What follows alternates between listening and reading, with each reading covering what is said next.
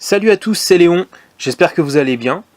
Aujourd'hui, on se retrouve pour le bilan de ce livre que j'ai donc terminé. Un livre intitulé Nostek de Aymeric Caron. Alors c'est le deuxième bouquin que je vous fais de Aymeric Caron. Alors je vous représente Aymeric Caron si vous n'avez pas vu l'autre vidéo. Aymeric Caron qui est aujourd'hui devenu un militant antispéciste et qui est cofondateur du parti politique REV, le Rassemblement des écologistes pour le vivant. Il est donc militant aujourd'hui, fondateur de ce parti, après avoir été journaliste, chroniqueur et critique d'œuvres, on va dire, dans l'émission On n'est pas couché sur France 2 avec Laurent Ruquier. Alors, à l'époque de ce livre, donc en 2013, il était que végétarien. Et avec les années, donc aujourd'hui, je crois qu'il est devenu végétalien, puis vegan. Aymeric Caron, c'est pour reprendre un de ses néologismes, un inhumaniste. Donc, un défenseur inconditionnel des droits des animaux, dont l'homme fait partie. Voilà. Alors, ce livre Nostek, donc c'est un livre aux éditions J'ai lu. Je vous l'ai dit, il est paru en 2013. C'est un livre qui fait 380 pages, que vous trouverez pour un prix dérisoire aujourd'hui, évidemment, puisqu'il a un peu de bouteille, un prix dérisoire de 2 € d'occasion et 7,60 € en neuf pour un format poche, qui est le format dans lequel je l'ai acheté, en neuf pour ma part. Et vous pourrez aussi le trouver à 5 € d'occasion, apparemment il y a un gros format aussi, et 20 € en neuf. Bon, personnellement, je vois pas bien l'intérêt, surtout que le poche est bien pratique quand on va se promener. Voilà. Alors ce livre-là, Nostek, donc je l'ai acheté en neuf, pendant une balade en espace culturel dans un supermarché, dont je ne vous donnerai pas le nom. Donc après avoir démarré la lecture de Utopia 21, dont je vous ai déjà parlé, du même auteur, et en avoir été satisfait. Donc je me suis dit, bon, ça a l'air sympa, Utopia 21, pourquoi pas prendre les autres? Donc j'ai pris ce Nostek. Voilà. Comme je vous l'ai dit, donc je l'ai pris dans un espace culturel de supermarché. Je ne vais pas leur faire de pub en donnant le nom, puisque à mon sens, il contribue à tuer les petits commerces. Donc allez plutôt en librairie pour soutenir les petits commerces. Ils en ont besoin. Et notamment avec en plus la concurrence de la vente sur internet maintenant, ça a quelque chose d'inquiétant. Voilà. Et si jamais vous voulez un avis sur Utopia 21, je vous mettrai un lien en fin de vidéo pour y accéder. Ou si vous êtes pressé, allez voir en cliquant sur ma chaîne. Voilà. Alors, ce livre, Nostek, comment il se présente? On a un livre qui est une enquête journalistique sur la consommation de viande et les animaux. C'est un peu le fil conducteur de ce livre. On va dire que vous avez un point central qui est la viande ou les animaux, et avec, imaginez-vous, voilà un individu qui est attaché à ce pylône central, la viande, les animaux, et cet individu, il part dans tous les sens. Là, c'est un peu le principe du livre. Ça part dans tous les sens, ça parle de tout, à partir du moment où c'est raccroché à la viande et aux animaux. Donc c'est un livre en fait qui est un voyage dans l'espace-temps sur la façon dont on traite les différents animaux non humains, puisque l'homme est un animal. Et vous avez là un livre qui développe toutes les raisons pour lesquelles certains ont stoppé, ou stopperont, dans le futur, de manger des animaux non humains. Il y a 8 grandes raisons qui sont développées dans ce livre. Alors, ces raisons, je vais vous les énoncer, donc les voici.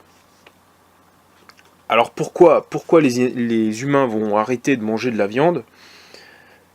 Raison numéro 1, parce que la viande détruit la planète. Chapitre sur l'écologie. Raison numéro 2, parce que nous sommes incohérents avec les animaux. Alors là, on va plus parler du fait que, par exemple, c'est assez idiot qu'on s'autorise à manger du bœuf alors qu'on serait totalement choqué par le fait de manger un chien ou un chat. Raison numéro 3, parce que l'on n'assume pas la mort de l'animal que l'on mange.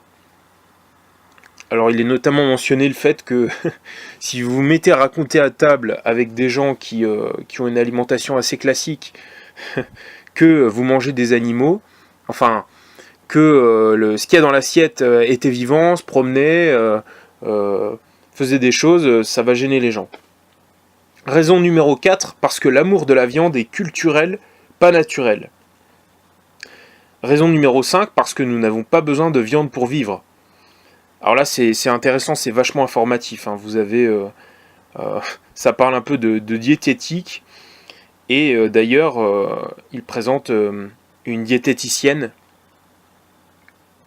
qui est devenue végane.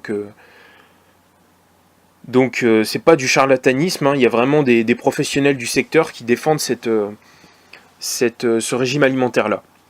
Raison numéro 6, parce que les animaux que nous mangeons nous ressemblent. Donc là, on a des chapitres, enfin pas des chapitres, mais des paragraphes sur l'empathie, sur les comportements similaires. Raison numéro 7, parce que la morale nous arrête de commander...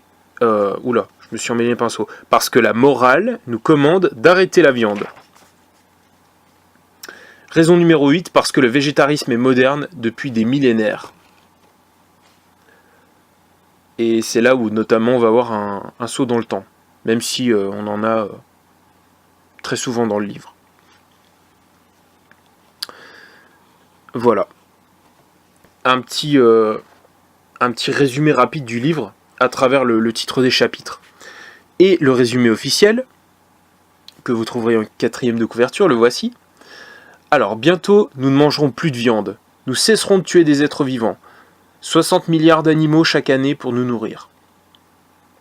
En effet, en 2050, nous serons près de 10 milliards, et nos ressources en terre et en eau seront insuffisantes pour que le régime carné continue à progresser. Mais au-delà des raisons économiques et écologiques, la science tente à prouver que, contrairement à ce que nous avons longtemps cru, les animaux exploités sont des êtres sensibles, intelligents et sociaux. Dès lors, avons-nous encore le droit de les manger ? Pourquoi les chats et les chiens ont-ils un palace qui leur est dédié au Canada alors qu'en Chine ils peuvent finir au fond d'une casserole ?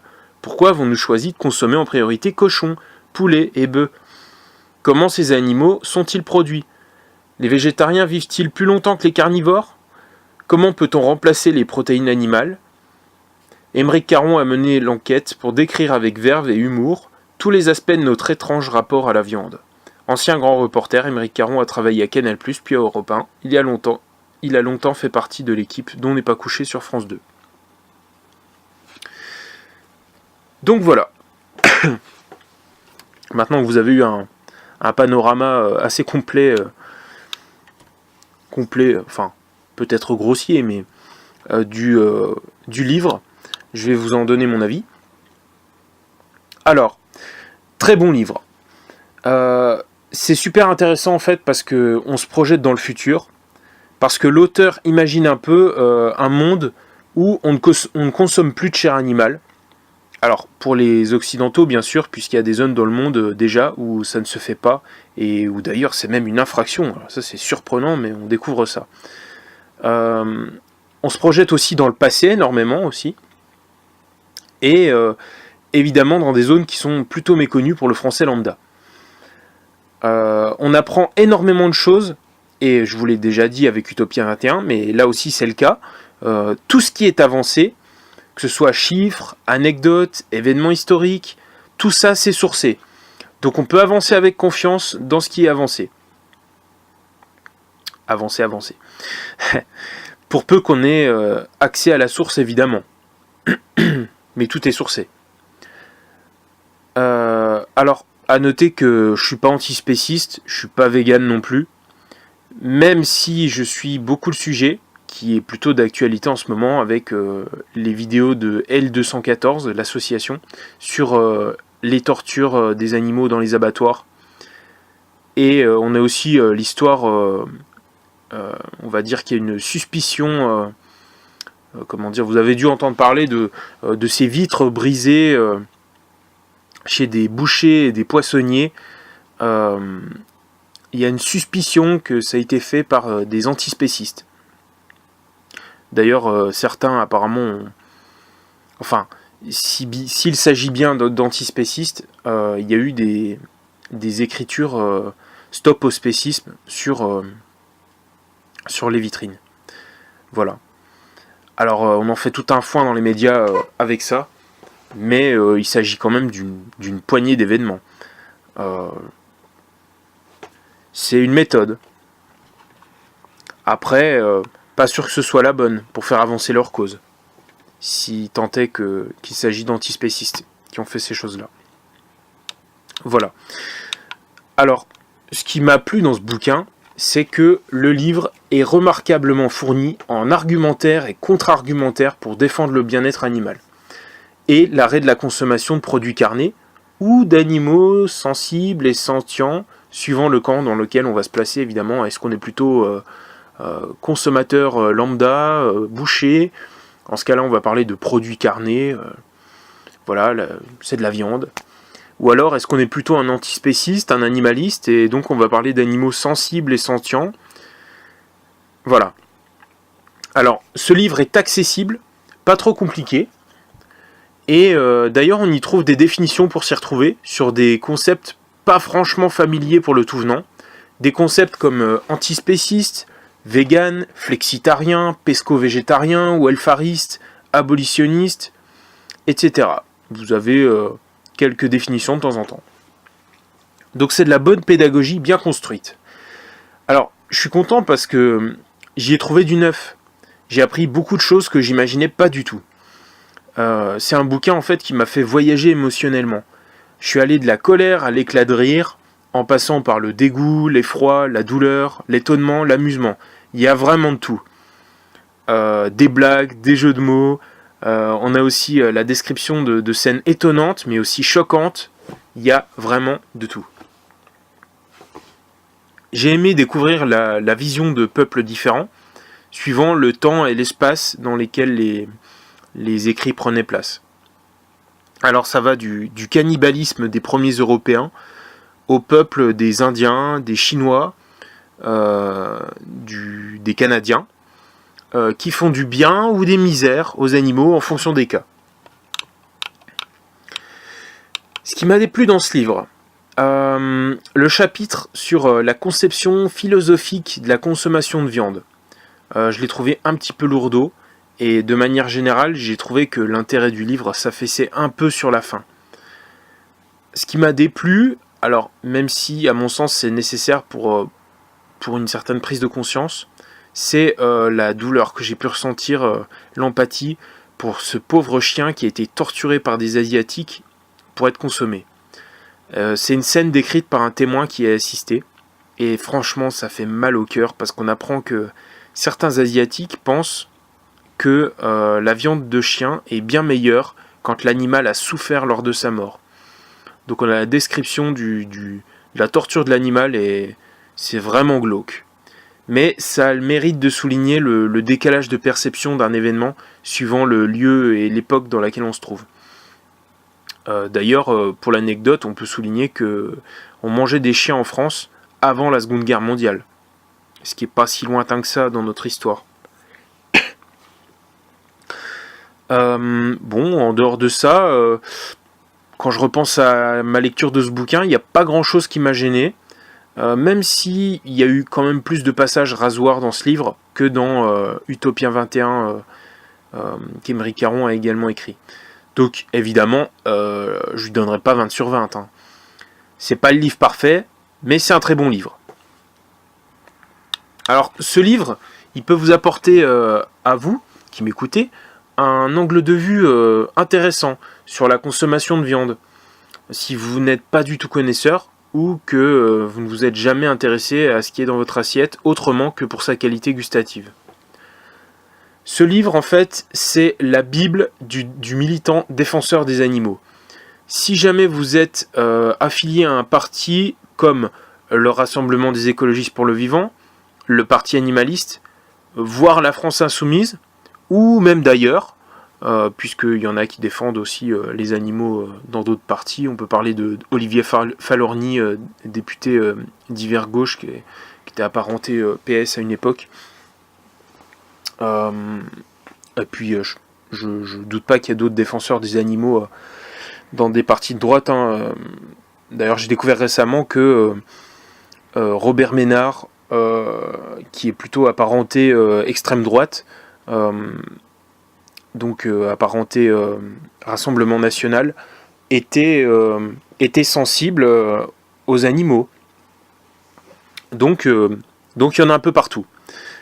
Mais bref, si vous êtes un militant, que vous voulez prôner la réduction de la consommation des protéines carnées, lisez ce livre et apprenez-le par cœur. Parce que vous avez là en fait le guide du militant avec tous les arguments et les contre-arguments contre ceux que donnent généralement les défenseurs de l'élevage industriel et de la consommation de viande. Voilà, donc évidemment c'est intéressant aussi si vous êtes contre la transformation en usine, on va dire, de la nourriture. Si vous êtes plus pour le bio, pour la bonne bouffe, en évitant les produits chimiques et compagnie, ça vous intéressera. Et puis également, si vous mangez des animaux, que ce soit de la viande, du poisson, ou des produits d'origine animale comme le lait ou les œufs. Là aussi, évidemment, vous êtes concerné, donc ce livre peut vous intéresser, puisqu'on y voit l'envers du décor. Les moments qui m'ont marqué dans ce bouquin. Alors évidemment, j'en ai déjà parlé, la scène de torture du chien en Chine, qui est exécuté devant les autres chiens enfermés dans une cage, qui attendent qu'on leur fasse la même chose. Ça, c'est la scène qui probablement m'a le plus marqué dans ce livre.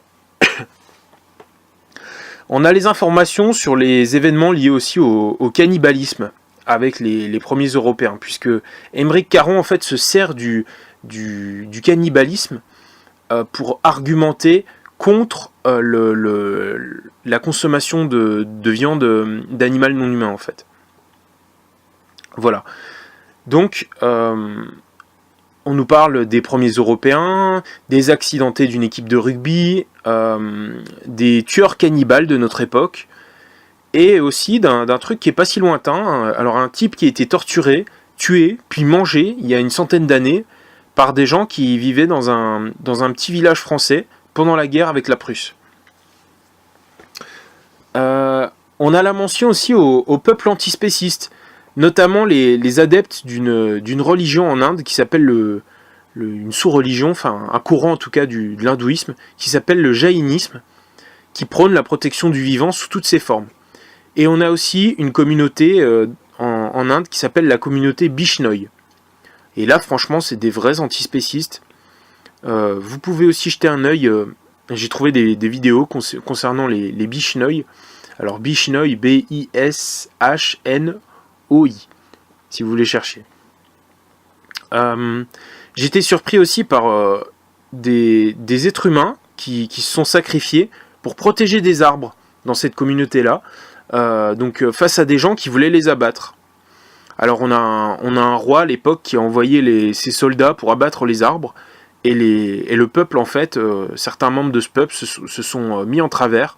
Ils ont refusé de s'écarter, et ils ont même enlacé les arbres, et du coup en fait les soldats les ont massacrés pour pouvoir couper les arbres. Et c'est vraiment très étonnant comme fait, de s'imaginer qu'il y a des êtres humains qui se sacrifient pour des arbres. C'est quand même assez incroyable. Voilà. Il y a la mention aussi à un policier indien, donc de cette communauté Bishnoi, je crois, qui a été décoré à titre posthume dans les années 2000. Donc là, pour le coup, très récemment. Hein. C'est pas comme l'histoire avec les arbres, où pour le coup, ça remonte à quelques centaines d'années. Là, très récemment, dans les années 2000, vous avez ce policier indien qui a été décoré à titre posthume pour avoir poursuivi un braconnier qui venait de tuer une gazelle. Ce braconnier l'a abattu, et au final, le peuple lui a érigé une statue à ce policier, le représentant avec la gazelle à ses pieds. Donc la gazelle pour laquelle il a tenté de faire appliquer la justice dans ce pays. Et d'ailleurs, là-bas, ils plaisantent pas, puisqu'il y a un acteur qui a été condamné à 5 ans de prison pour avoir tué une gazelle dans une chasse. Alors pour nous Français, ça semble complètement délirant, hein. Mais c'est vraiment une conception de la vie, de se dire que tout être vivant a son impact, son importance, et qu'il faut respecter le vivant. D'ailleurs, ils font régulièrement des jeûnes, alors je pense que ça doit être pour se purifier aussi, mais aussi pour faire en sorte de manger moins de... parce que là-bas, c'est pas uniquement les animaux, c'est aussi les végétaux, donc tout a une importance, mais évidemment, l'être humain ne peut pas survivre sans ingérer du vivant. Donc, il est préférable qu'il mange des végétaux, mais de toute façon, il n'a pas le choix. Voilà. Un moment qui m'a marqué aussi, c'est le passage sur l'empathie et les facultés qu'on n'imagine pas chez les animaux non humains. Par exemple, il y a un hippopotame qui aide une antilope à échapper à un crocodile qui l'attaquait. Et franchement, vous allez trouver dans ce livre beaucoup de choses incroyables, mais qu'il faut pourtant croire, puisque c'est véridique et c'est sourcé. Et ça, je l'ai vu de mes yeux, hein. Il y a une vidéo qui a été prise, et c'est un moment plutôt chanceux, et on peut se demander, mais tiens, c'est bizarre, pourquoi ils font ça? Mais en fait, ils le font vraiment. Alors, ce livre, évidemment, je vous le conseille. Bien évidemment. Le seul cas où je vous le conseillerais pas, en fait, c'est si vous êtes vegan et que vous vous fichiez totalement de ce que font ou mangent les autres. En gros, vous mangez pas ce dont parle le livre, et puis vous vivez dans une grotte sans chercher à discuter avec d'autres de votre repas. Donc là, vous en avez rien à faire, ça vous concerne pas parce que vous mangez pas ce dont on parle, donc on s'en fout complètement. Là, touchez pas à ce livre, c'est pas pour vous. Mais j'ai quand même peine à croire que vous écoutiez ma vidéo si vous êtes dans ce cas-là, en fait. Voilà. Et puis, je vous ai parlé de beaucoup de choses, hein, mais il y a bien d'autres choses à voir dans ce livre, donc vous êtes bien libre de le découvrir si ça avait éveillé votre curiosité. Voilà. Si je devais donner une note à ce livre, sur 15, je lui donnerais... sur 20, pardon. Donc un 15. 15 sur 20. Puisque c'est un bon livre. Il est utile. À mon sens, il est complet au regard de l'objectif qu'il prétend, c'est-à-dire expliquer que manger de la viande, c'est une aberration. Dans notre monde actuel, en tout cas. Peut-être pas il y a 1000 ans. Il y a 1000 ans, ça l'était peut-être pas. En tout cas, pour certaines raisons. Mais aujourd'hui... selon le livre, c'est une aberration. C'est une bonne enquête journalistique qui remplit bien son but, qui est pas rasoir. Et puis, c'est le style d'écriture d'Émeric Caron, hein. Moi, je trouve ça plutôt agréable à lire, hein. C'est pas trop... il n'y a pas un frein linguistique, en fait. J'ai entendu parler de Michel Onfray, qui est d'ailleurs mentionné dans ce livre, hein. Ça m'a fait bizarre de trouver Michel Onfray, parce que le jour même, il y avait une polémique sur lui qui faisait une lettre assez salace à Emmanuel Macron. Voilà. Donc j'ai entendu que il y a des gens qui se plaignaient des livres de Michel Onfray, dans le sens où ils sont beaucoup moins accessibles que ce qu'on peut entendre de lui quand il est sur un plateau télé. Là, c'est pas le cas. Avec Émeric Caron, c'est facile à lire. Voilà. Et c'est un livre qui vous fait faire un voyage dans le temps et dans l'espace. Donc 15. Voilà. Alors, dites-moi dans les commentaires, hein, si cette vidéo vous a plu, si vous avez appris des choses, et puis si ça a pu vous donner envie de lire ce livre, et ou de voir les contenus qui y sont décrits, que je vous ai décrits. Voilà pour cette vidéo. Si elle vous a plu, n'hésitez pas à ajouter un pouce bleu, et puis abonnez-vous. Allez, salut les gens!